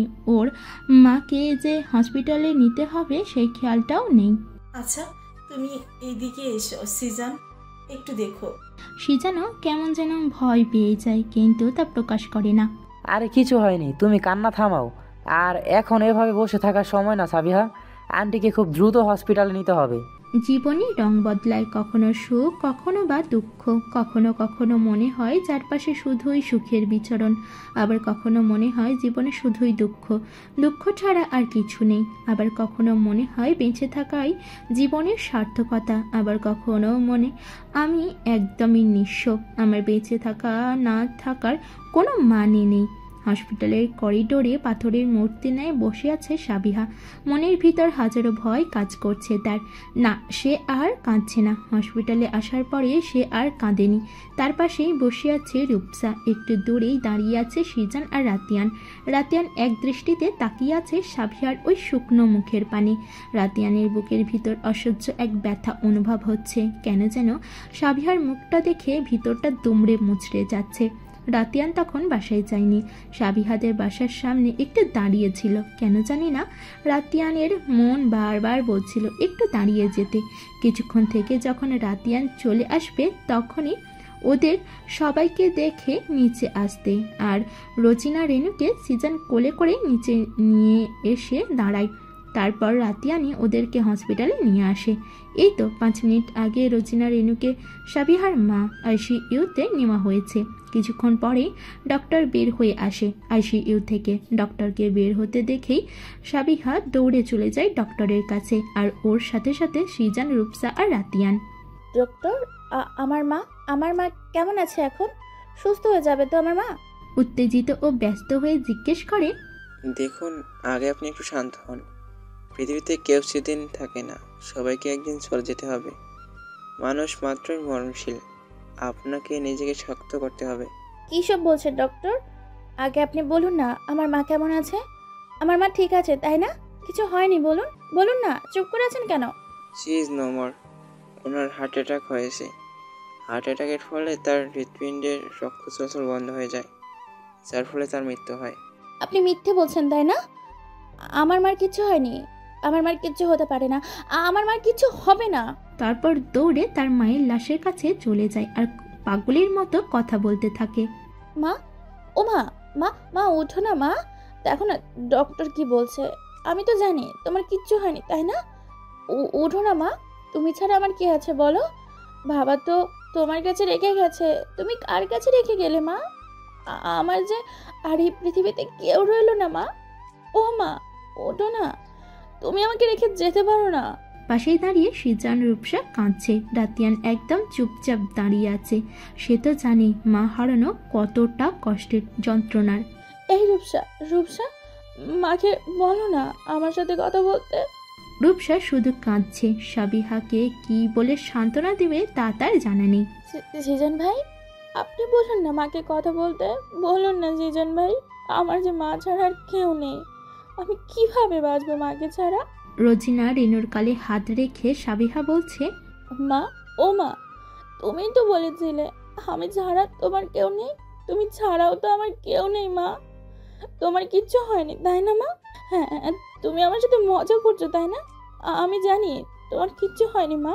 ক্রমে সাবিহার পাগলামো বাড়তে থাকে। রাতিয়ান সাবিহার এই অবস্থা দেখে আর সহ্য করতে পারে না। রূপসা, ওনাকে বাইরে নিয়ে যাও, উনি আরো অসুস্থ হয়ে পড়বেন। রূপসা গিয়ে সাবিহাকে নিয়ে আসতে চাইলে সাবিহা বলে ওঠে, আমি কোথাও যাব না, কোথাও যাব না, আমাকে মায়ের কাছে থাকতে হবে। মা উঠে আমাকে না দেখলে চিন্তা করবে। রূপসা, আমি কোথাও যাব না। রূপসা সাবিহাকে অনেক কষ্টে বাহিরে নিয়ে যায়। কথাই আছে না, অল্প সুখে কাতর, অধিক সুখে পাথর। কথাটা একদম সঠিক। মানুষ কখনো কখনো অল্প দুঃখেই কাতর হয়ে যায়, আর যখন দুঃখের পরিমাণ বেড়ে যায় তখন তাদের কোনো আহাজারি থাকে না, ঠিক যেন পাথরের মূর্তির ন্যায় হয়ে যায়। যেমনটা সাবিহার হয়ে আছে। মায়ের লাশের কাছেই বসে মায়ের গালে আলতো করে হাত রেখে বসে আছে সে, আর কাঁদেনি। মুখে কোনো কথা যেন আসছে না তার, শুধু ফ্যাল ফ্যাল করে তাকিয়ে আছে তার মমতাময়ী মা, একমাত্র বেঁচে থাকার সম্বল, পৃথিবীতে আপন, একদম কাছের, সত্যিকারের ভালোবাসার মানুষ। এই স্বার্থেই দুনিয়ায় যে কিনা কোনো স্বার্থ ছাড়াই তাকে নিখুঁতভাবে ভালোবেসেছে, সেই মানুষটাই আজকে তাকে ফাঁকি দিয়ে চলে গেল, যার মুখটা সে আর আজকের পর কখনো দেখতে পারবে না। সেই মুখটার পানে রূপসা হাজারবার চেষ্টা করেছে সেখান থেকে সরিয়ে নিতে, কিন্তু সে ব্যর্থ। রাতিয়ান আর রাতিয়ানের বাবা অ্যাম্বুলেন্সের ব্যবস্থা করে রোজিনা রেনুর লাশ টাঙ্গাইল নেওয়ার ব্যবস্থা করতেছে। সাবিহাদের গ্রামের বাড়ি টাঙ্গাইল জেলায় গোপালপুর থানার নন্দরপুর গ্রাম। সাবিহা ও তার মা সাভারে থাকে। সাবিহার মাকে দাফন করা হবে তাদের গ্রামের একটি কবরস্থানে, সাবিহার বাবার কবরের পাশে। যে কেবিনে রোজিনা রেনোর নিথর দেহটা রাখা আছে, সেই কেবিনের দরজায় গিয়ে সাবিহার এমন করুণ অবস্থা দেখে ভিতরটা যেন তার জ্বলে পুড়ে অঙ্গার হয়ে যায়। রাতিয়ানের মনের অবস্থা বুঝতে পেরে সিজান রাতিয়ানের কাঁধে ভরসার হাত রাখে। যদিও তার অনেক কষ্ট হচ্ছে, কিন্তু তাকে তো এখন ভেঙে পড়লে চলবে না। চিন্তা করিস না বাবা, সব ঠিক হয়ে যাবে। সাবিহার জন্য আমরা আছি তো বাবা। রাতিয়ান এবার আর নিজেকে গম্ভীরতার খোলসে আটকে রাখতে পারল না। বাবাকে জড়িয়ে ধরে অঝরে চোখের জল ঝরালো। বাবা মা হারানোর যে কতটা কষ্টের সে তো জানে, সেও তো তার মাকে হারিয়েছে, কিন্তু তার জন্য তো তার বাবা ছিল। কিন্তু সাবিহার যে কেউ রইল না। আজকে কেন যেন শুধু তার মায়ের কথা মনে পড়ছে। মনের ভিতর কত বছর ধরে তার মাকে হারানোর কষ্টটা চাপা দিয়ে রেখেছে, কাউকে দেখতে দেয়নি তার কষ্ট, চাপা কান্না। সে চাইলেই তো শব্দ করে কাঁদতে পারেনি, কারণ পুরুষদের যে কাঁদতে মানা। পুরুষদের হাজার কষ্টের বুক চাপা রেখে মুখে হাসি নিয়ে ঘুরে বেড়াতে হয়। রাতিয়ানের বাবাকে বলেছে সাবিহার মায়ের মৃত্যুর খবর শোনা মাত্রই সে হসপিটালে চলে এসেছে। সাবিহাকে তিনি নিজের মেয়ের মতোই ভালোবাসেন। ঘড়িতে সকাল 8টা বাজতে চলেছে। নিজের ছেলের মতোই সব দায়িত্ব পালন করছে রাতিয়ান, কিন্তু সাবিহার ঠিক সেই একইভাবে বসে আছে, না কারোর সাথে কোনো কথা আর না কোনো কান্না। সে এখন পর্যন্ত টুর শব্দ করেনি, শুধু ফ্যাল করে তাকিয়ে আছে। হসপিটালে সব কার্যক্রম শেষ করেছে রাতিয়ান। এবার রোজিনা রেনুর নিথর দেহ টাঙ্গাইলে নেওয়ার জন্য অ্যাম্বুলেন্সে ওঠানো হচ্ছে। সিজান রূপসা সিরাজ চৌধুরী অ্যাম্বুলেন্সের সামনে দাঁড়িয়ে রাতিয়ান লাশ ওঠাতে সাহায্য করছে। এমন সময় হৃদিতা আর হাসিব আসে। হৃদিতা এসেই আর সাবিহাকে জড়িয়ে ধরে হাউমাউ করে কেঁদে দেয়। সে তো জানে সাবিহা তার মাকে কতটা ভালোবাসে। আসলে সব সন্তানই তার বাবা মাকে অসম্ভবভাবেই ভালোবাসে। যখন কেউ তার বাবা মাকে হারায় মনে হয় তার পুরো পৃথিবীটাই থমকে যায়। কিন্তু সাবিহার তো আপন বলতে শুধু তার মা ছিল। সাবিহার বাবা সাবিহা যখন ক্লাস 5-এ পড়তো তখনই মারা যায়। তারপর থেকে তার মাই তার সব। এইসব ভেবে হৃদিতার কান্না আরও বেড়ে যায়। সাবিহাকে তার মায়ের পর যদি কেউ কোনো রূপ স্বার্থ ছাড়া ভালোবাসে তাকে সে হচ্ছে হৃদিতা। গ্রাম থেকে সাভারে আসার পরই হৃদিতার সাথে পরিচয় হয় সাবিহার। একই স্কুলে পড়তো। তারপর ধীরে ধীরে তাদের মাঝে ফ্রেন্ডশিপ হয়ে যায়। ফ্রেন্ডের থেকে তারা একে অন্যকে বোনের মতোই ভালোবাসত। হৃদিতা রূপসা হাউমাউ করে কাঁদতে থাকে, কিন্তু তাদের কান্নায় সাবিহার মাঝে কোনো হেলদোল নেই, শুধু তাদের দিকে তাকিয়ে আছে। মাত্র কয়েক ঘন্টা মায়ের এমন করুণ অবস্থা হয়ে গেছে, না জানি এরপরে কি হবে। হৃদিতা সাবিহার এমন অবস্থা দেখে কান্নায় ভেঙে পড়ে। আর হৃদিতাকে এতদিন পর দেখতে পেয়ে কারো যেন তাকে দেখার তীব্র আকাঙ্ক্ষাটা পূরণ হয়ে যায়। কিন্তু এভাবে কাঁদতে দেখে বুকের ভিতর ধুক করে ওঠে, নজর সরিয়ে নেয় তার থেকে। এভাবে আর দেখতে পারবে না তাকে। সাবিহা তার মায়ের সাথেই যাবে। তাকে হাজার বলেও কোনো লাভ হয়নি। অ্যাম্বুলেন্সে করেই যাবে সে। তাই সাবিহাকে অ্যাম্বুলেন্সে পাঠানো হলো, আর তার সাথে রাতিয়ান। সিজান রূপসা আর হৃদিতা রাতিয়ানের গাড়িতে করে। হাসিবও যেতে চেয়েছিল, কিন্তু বাড়িতে তার মা একা, আবার অসুস্থ, তাকে একা রেখে যেতে পারবে না। অতিরিক্ত চিন্তা আর এমন পরিস্থিতির কারণে সিরাজ চৌধুরীর শরীরটাও খারাপ হয়ে যায়। তাই তাকে বাসায় পাঠিয়ে দেয় রাতিয়ান, আর বাসার কাজের খালাকে কল করে বলে দেয় তাকে দেখে রাখতে। অ্যাম্বুলেন্সে মায়ের নিথর দেহের দিকে অপলক তাকিয়ে আছে সাবিহা, তার পাশে বসে আছে রাতিয়ান। মানুষের জীবনে মৃত্যু অনিবার্য, সবাইকে মৃত্যুর স্বাদ গ্রহণ করতে হবে, কিন্তু তা কখন কিভাবে কোথায় কেউ জানে না। যে মানুষ আজ তার প্রিয় মানুষের সাথে হেসে খেলে জীবন পার করছে, হঠাৎ করে তাকে সবাইকে রেখে এই দুনিয়া ছেড়ে একা ওই অন্ধকার কবরে চলে যেতে হবে। যে প্রিয় মানুষগুলো একটু কষ্ট সহ্য করতে পারতো না, তাদেরকে সে নিজেই এক বুক কষ্ট দিয়ে চলে যাবে। যে মানুষটা কালকেও তার মেয়ের অফিস থেকে ফেরার অপেক্ষায় বসেছিল, সেই মানুষটাই আজকে না ফেরার দেখে চলে গেছে, আর কখনো তার মেয়ের বাসায় ফেরার অপেক্ষা করবে না। টিন শেড বিল্ডিং বাড়িটা যেন একদম বন হয়ে গেছে, গাছপালায় ভরে গেছে। রুমের ভিতর মাকড়সার জাল, আরও সব পোকামাকড় বসবাস। 6টা বছর ধরে এখানে কেউ বসবাস করে না। হঠাৎ গ্রামে আসলে তারা তার মামার বাড়িতে থেকে চলে যেত। এই বাসাটা আসা হতো না। সাবিহাদের বাড়ির থেকে একটু দূরেই তার মামার বাড়ি। বাড়ির উঠানে রাখা হয়েছে রোজিনা রেনুকে। তার থেকে একটু দূরে বারান্দায় দেয়ালে হেলান দিয়ে পাথর হয়ে বসে আছে সাবিহান। তার পাশে বসে কেঁদে চলেছে রূপসা, হৃদিতা, সুফিয়া বেগম, সাবিহার মামি। সাবিহার মামাতো বোন, মাত্র 4 বছর বয়স। সাবিহার মামি সাবিহাদের ভালো না বাসলেও ওই পিচ্ছি মেয়েটা খুব ভালোবাসে। সাবিহা বলতে একদম পাগল। আমাদের চারপাশে অনেক ধরনের লোক আছে যারা শুধু অন্যের সমালোচনা নিয়ে ব্যস্ত থাকে। এই তো কিছু লোক সাবিহাদের নিয়ে সমালোচনা করছে। ওদের সাথে 2টো ছেলে এসেছে, না জানি কি না কি হয়। মামির চরিত্র ঠিক ছিল কিনা এই সময়ও যে কেউ এমন ভাবনা চিন্তা করতে পারে, তা শুধু আপনার আপনার এলাকার এমন মানুষদের দেখলেই বুঝতে পারবেন। সিজান, রাতিয়ান, শোভান, মিয়া, সাবিহার মামা মিলে রোজিনা রেনুকে দাফন করার ব্যবস্থা করছে। শেষবারের মতো সাবিহাকে তার মায়ের মুখটা দেখানো হলো। কি মায়াময়ী লাগছে তার মায়ের মুখটা। সে ভাবতেই পারছে না আর কখনো তার মাকে সে দেখতে পারবে না। মা বলে কাউকে ডাকতে পারবে না, কাউকে হুটহাট জড়িয়ে ধরতে পারবে না। আল্লাহ কেন বারবার তার প্রিয় মানুষগুলোকে নিয়ে নেয়? তার একমাত্র বেঁচে থাকার সম্বলটাই কেন সে হারিয়ে ফেলল? এখন সে কিভাবে বাঁচবে? কেন তাকে একা করে চলে গেল তার মা? রোজিনা রেনুর জানাজা শেষ হলো, তাকে দাফন করার জন্য নিয়ে যাওয়া হচ্ছে। নিজের মমতাময়ী মায়ের শেষ বিদায়ে সাবিহা আর নিজের কষ্টকে নিজের ভিতর বহন করতে না পেরে জ্ঞান হারিয়ে মাটিতে লুটিয়ে পড়ল। বিকাল 5:30। গোপালপুরের আসিফ ক্লিনিকের বেডে শুয়ে আছে সাবিহা। একটার পর একটা স্যালাইন চলছে অনবরত। এখনো জ্ঞান ফেরেনি তার। গত 5 ঘন্টা যাবৎ সে এভাবে বেডে পড়ে আছে। কেবিনের বাইরে রূপসা, হৃদিতা আর সাবিহার পিচ্ছি বোন কাইফা কেঁদে চলেছে। পাশেই সাবিহার মামা মামি সিজান দাঁড়িয়ে আছে। অপরদিকে রাতিয়ান হসপিটালের করিডোরের পাশেই জানালায় চুপচাপ দাঁড়িয়ে আছে। সে আর পারছে সাবিহাকে এইভাবে দেখতে। যতবার সাবিহার মুখটা দেখছে ততবারই মনে হচ্ছে সে মারা যাবে। আসলে নিজের প্রিয় মানুষটাকে এমনভাবে কষ্টে দেখলে কেউই সহ্য করতে পারে না। মাত্র কয়েক ঘন্টায় এক গম্ভীর রাগী মানুষটা কেমন যেন হয়ে গেছে। উস্কো খুস্কো চুল গোছালো সেই মানুষটাকে একদম পাগলের মতো লাগছে।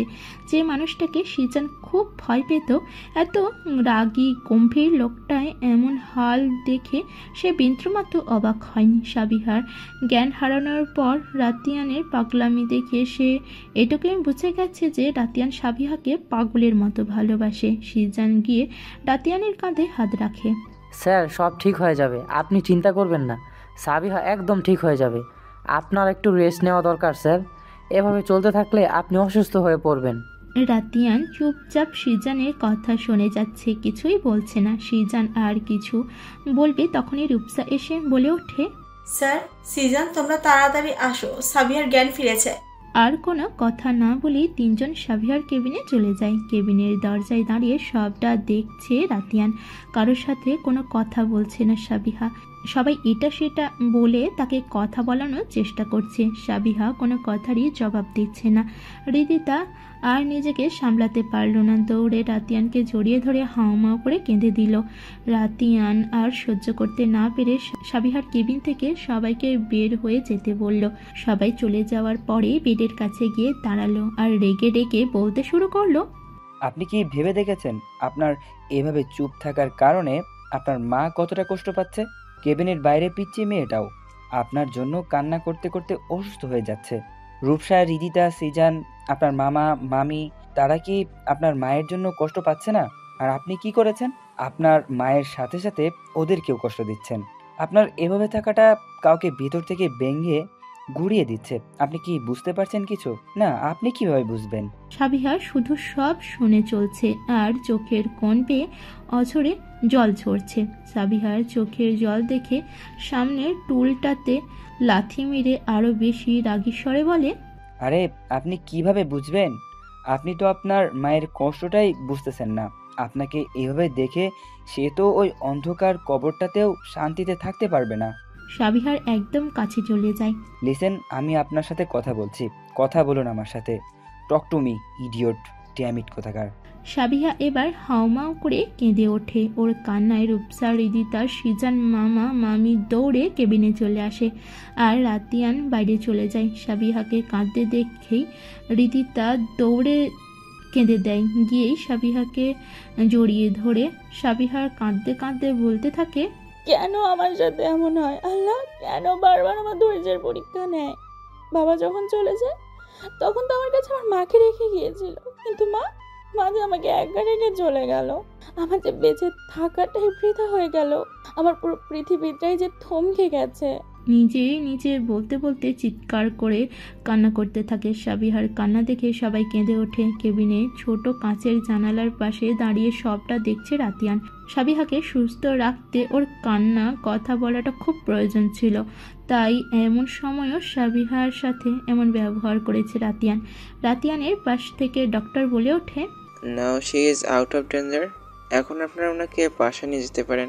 হসপিটালের সব কার্যক্রম শেষ করে সাবিহা ও বাকি সবাই তার মামা শোভান মিয়ার বাড়িতে গিয়ে উঠল। রাতে সাবিহার মামা সবাইকে ডাল ভাত রান্না করে খাওয়ালো। কেউই ভালোভাবে খায়নি। সাবিহাকে অনেক জোরাজোরি করে 2 লোকমা খাওয়াতে পেরেছে রিদিতা।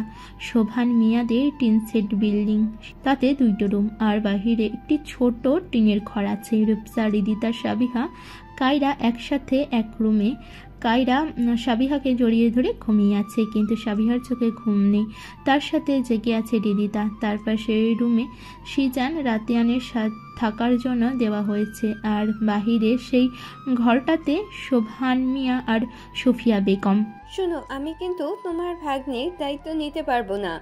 এতদিন তো আমার বোনটা ছিল, কিন্তু এখন তো আর কেউ রইল না সাবিহা। আমরা ছাড়া তো আর কেউ নেই সাবিহার। আমি কিছু জানি না। তুমি সাবিহাকে আমাদের বাড়িতে রাখবা না, এইটাই আমার শেষ সিদ্ধান্ত। আমি পারবো না তোমার ভাগ্নিকে নিজের ঘাড়ে বসিয়ে খাওয়াতে। আসলে এই দুনিয়াতে কে আপন কে পর বোঝা বড় দায়। আপন মানুষগুলোই পর হয়ে যায়, আর অচেনা মানুষগুলোই আপন হয়ে যায়। এই তো দেখো, তুমি চাচ্ছ না সাবিহার দায়িত্ব নিতে, কিন্তু ওর সাথে যারা এসেছে তারা সাবিহার রক্তের কেউ না, তাও কতটা সাহায্য করছে সাবিহাকে। এই তুমি চুপ থাকো তো, কত কথা বলবা না, যা বলছি তাই করবা। তুমি কখনো আমার বোন আর ভাগ্নিকে আপন ভাবলা না সুফিয়া, অথচ রোজিনা তোমাকে ঠিকই আপন করে নিয়েছিল। রাতিয়ান, সিজান, সাবিহা 3 জনেই কেউই অফিসে যেতে পারেনি। পুরো অফিসের দায়িত্ব দেওয়া হয়েছিল মুনকে। হঠাৎ করে মুনের কল আসায় রাতিয়ান বাহিরে যায় কথা বলার জন্য। কথা শেষে রুমে যাবে, তখনই শোভান মিয়া, সুফিয়া বেগমের কথাগুলো শুনতে পায় রাতিয়ান।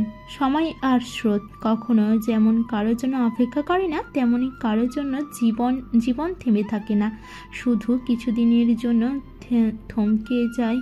অতঃপর জীবন চলতে থাকে তার নিজ গতিতে। শুধু যে প্রিয় মানুষগুলো হারিয়ে যায়, মাঝে মাঝে তাদের স্মৃতিগুলো মনে পড়ে যায়, আর তখন কিছু সময়ের জন্য আশেপাশের সব কেমন যেন বিষাদময় হয়ে যায়। তবুও জীবন চলে যায়, কারোর জন্য থেমে থাকে না।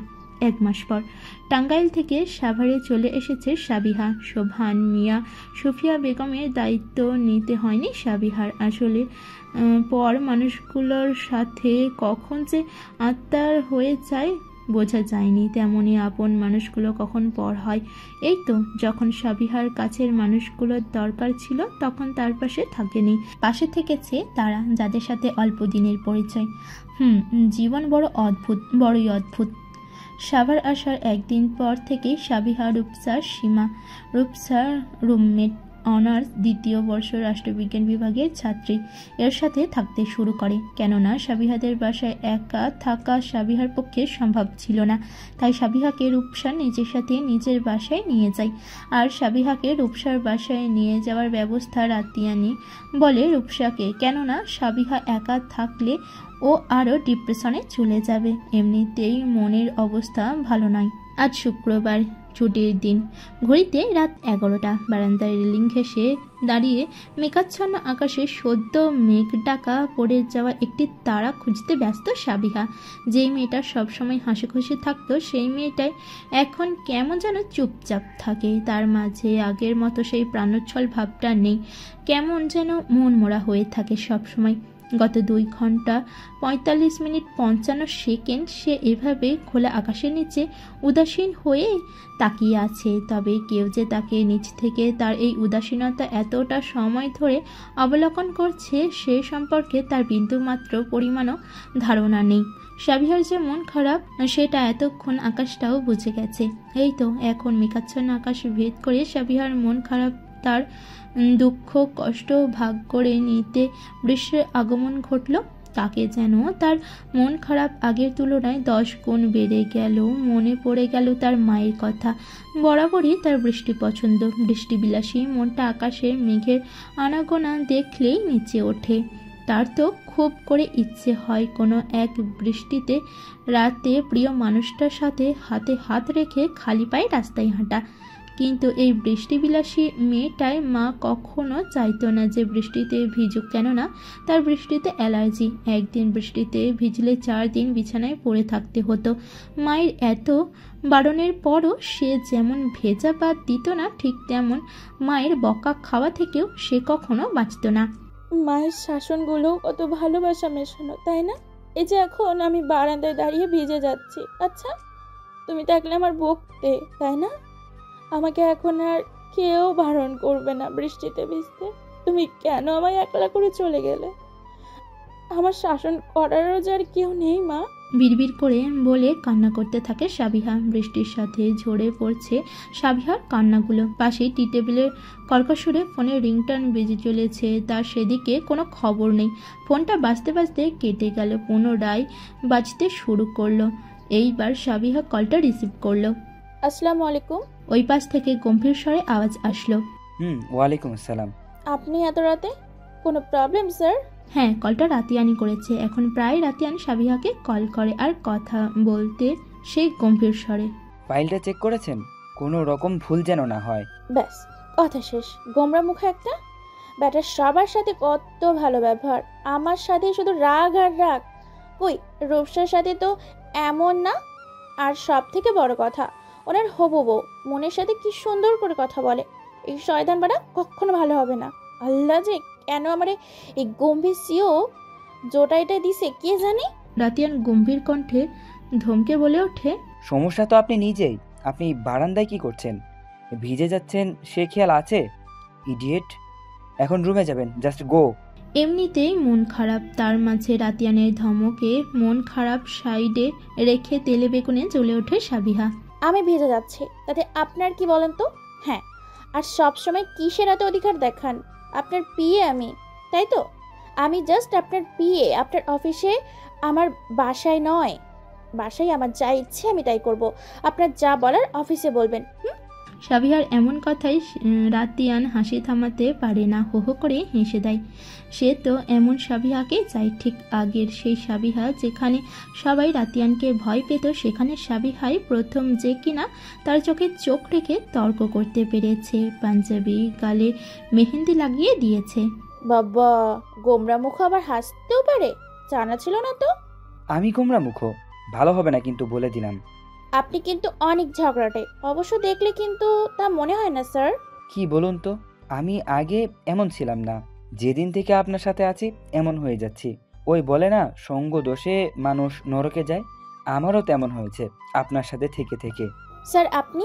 রেগে কিছু বলতে যাবে তার আগেই রাতিয়ান থামিয়ে দিয়ে পুনরায় গম্ভীর স্বরে বলে ওঠে, হয়েছে, আর একটা কথা শুনতে চাচ্ছি না। রুমে যান, গিয়ে চেঞ্জ করে নেবেন। কি ভেবেছেন জ্বর ঠান্ডা লাগিয়ে অফিস থেকে ছুটি নেবেন? তা হচ্ছে না, তা হতে দিচ্ছি না আমি। যাচ্ছি। শালা ইন্দু, কনা খচ্চর বদমাইশ, তুই একটা খাটাস। তোর আমি কোনো দিন ছাদ থেকে ধাক্কা দিয়ে ফেলে দিব, দেখিস। রাতিয়ান কিছু না বলে ফোনটা কেটে দেয় আর সাবিহার বলা কথাগুলো মনে করে নিজের মনে হাসতে থাকে। এই মেয়েটার সাথে আপনা আপনি কেমন যেন ঝগড়ায় লেগে থাকে। এই মেয়েটাই এই গুমড়োমুখ রাগী মানুষটাকে হাসতে শিখিয়েছে। সে তো চাই সাবিহা সবসময় এইভাবে উড়নচণ্ডী হয়ে থাকুক, হাসি খুশি থাকুক। তার এমন মন মরা হয়ে থাকা তাকে আরও কষ্ট হয়। ফোন কেটে যাওয়ার পর আরও কিছুক্ষণ রাতিয়ানকে বকতে বকতে রুমে চলে যায় আর রাতিয়ান চলে যায় নিজের বাসায়। বাবা, আমি কিচ্ছু শুনতে চাই না। তুমি মামার সাথে কথা বলবে, আমি আর কোনো কথাই শুনতে চাই না। ব্যাস